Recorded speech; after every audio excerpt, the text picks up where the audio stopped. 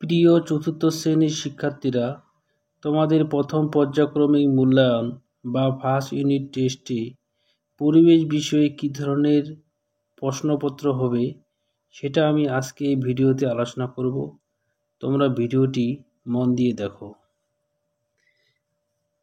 পরিবেশ বিষয়ে তোমাদের 20 নম্বরের মধ্যে পরীক্ষা হবে। সময় থাকবে 40 মিনিট। এখানে তোমরা নাম আবার রোল নাম্বার লিখবে। এবার প্রশ্নগুলি দেখো।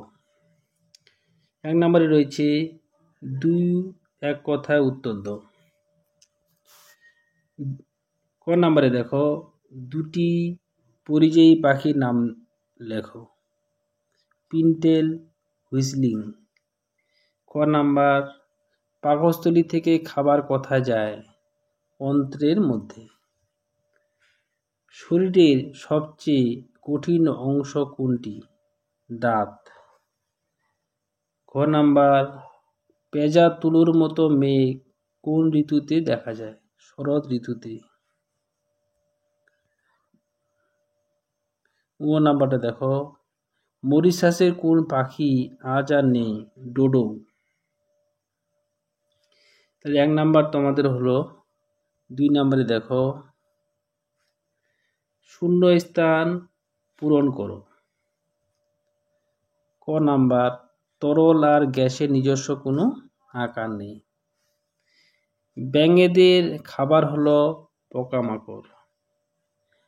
বাটখারা দিয়ে কোনো জিনিসের ভর মাপা হয়। মাইক্রোস্কোপকে বাংলায় অণুবীক্ষণ যন্ত্র বলে। খরগোশ ঘাস খায়। 3 নাম্বার, সঠিক উত্তরটির নিচে দাগ দাও। ক নাম্বারে দেখো, খাদ্যনালীর শেষে থলির মতো অংশকে পাকস্থলী না অন্ত্র বলে? পাকস্থলী।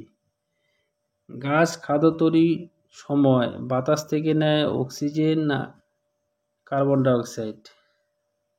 উত্তর হবে কার্বন ডাইঅক্সাইড।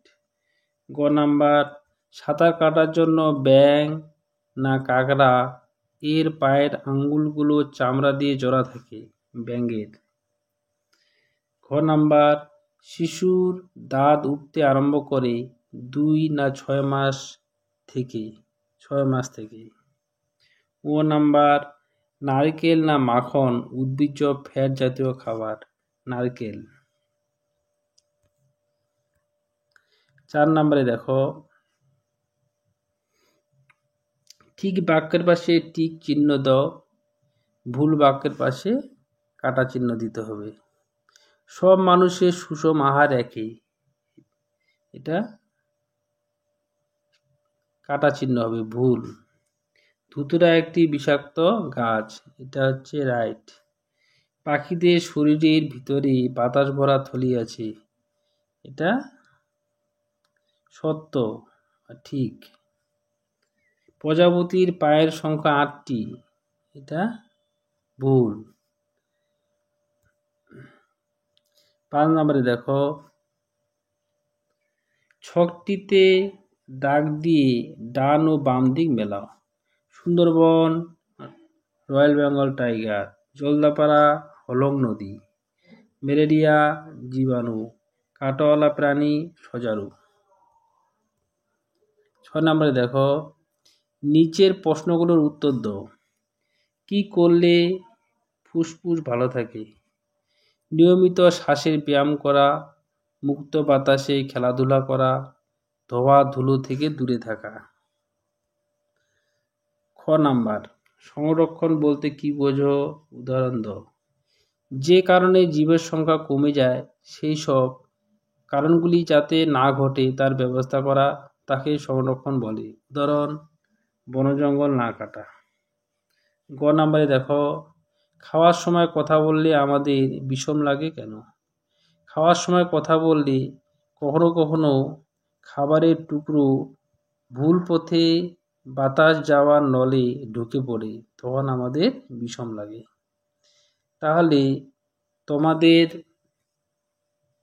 পরিবেশ বিষয়ে কী ধরনের প্রশ্নপত্র হবে সেটা নিয়ে আলোচনা করলাম। যদি ভিডিওটি ভালো লাগে সাবস্ক্রাইব করবে বা বন্ধুদের শেয়ার করবে।